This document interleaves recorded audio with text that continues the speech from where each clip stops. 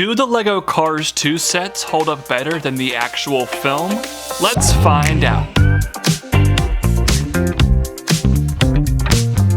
Hello everybody, the Brickologist here with a throwback LEGO Cars 2 set review. This is set number 8423, World Grand Prix Racing Rivalry. Say that 5 times fast.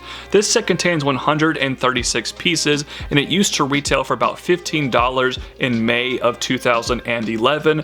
Adjusted for inflation, that's closer to about $20 here in 2024. And unfortunately, I do not have the box for this set, but I want to give a quick shout out to Bricky D. Williams, aka Josh, on Instagram for hooking me up with this set. Check out his account, he has some fantastic content. I do, however, have the instruction manual that contains 41 pages of building, and there is a very nice checklist at the back for all the cars from this original LEGO Cars wave, and it looks like Josh actually made pretty good progress in collecting all of these individual vehicles. The set itself has 2 builds and 2 minifigures. Brickopedia and Brickset do refer to them as such, however, they're cars, but look at them first. Ka-chow! The first character here, of course, is Lightning McQueen, voiced by Owen Wilson in the film, and he looks fantastic. I think LEGO just nailed the aesthetic with these cars builds because they look uniquely LEGO, but also resemble the Pixar characters very well, and all of the pieces, which are printed, by the way, are just immaculately done. My only issue is the white for his eyes on the red, a problem LEGO has had for years now, looks a little bit too pink if you ask me, but other than that, it's very crisp and very nicely finished. Some of the best details here include the Hudson Hornet piston cup right there. I love these wheels, of course 95 on the side there. He has a very nice determined expression, which is cool.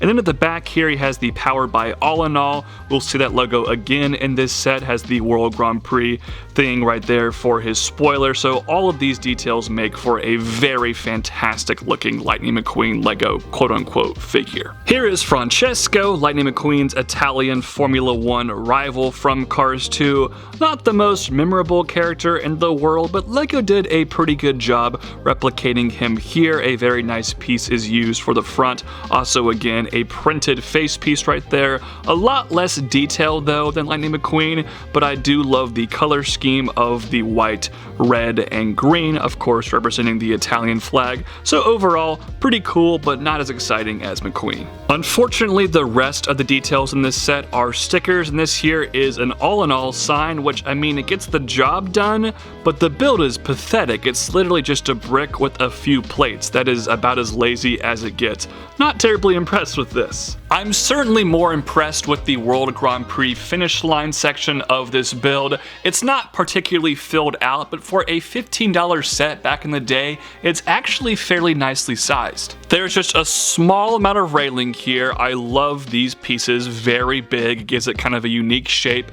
And the top here has some fun details, again, all stickers, but they look pretty good, including the checkered flag, the Italian flag, the World Grand Prix logo on a blank shield piece, and a timer. All of that works out pretty nicely. Finally, there are stop and go lights, which is, of course, a very essential detail for a racetrack, and there is a function where you can raise them up and hide them. That's really the only moving piece on this entire build, which is something I'll touch on here in just a second. Bringing everything together, this makes a pretty nice, small little display scene, and small sets are something I think are sorely lacking in today's LEGO market, so this sort of thing is definitely a breath of fresh air for me to build, even if it is 12 years old and from a movie I don't particularly like. However, I have one major issue with this set. The age range of this set is 5 to 12, and despite the fact that, of course, having actual LEGO cars is fun,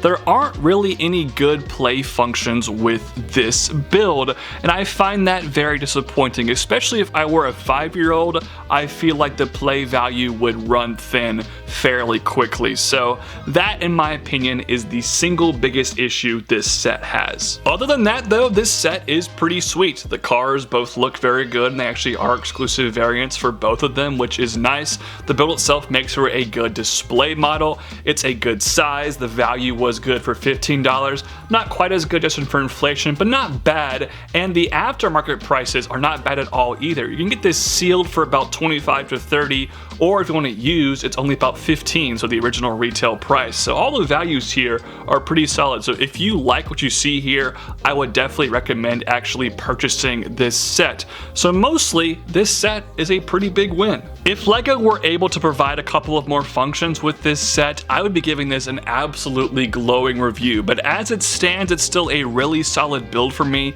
which is why I'm going to give it a 7 out of 10. Those are my thoughts though. I'd love to hear yours in the comment section down below. Also, while you're at it, please subscribe to this channel, click that bell for new video notifications, consider becoming a channel member for some exclusive content and updates. Thank you all so much for watching today's review. Peace out, God bless, bye-bye.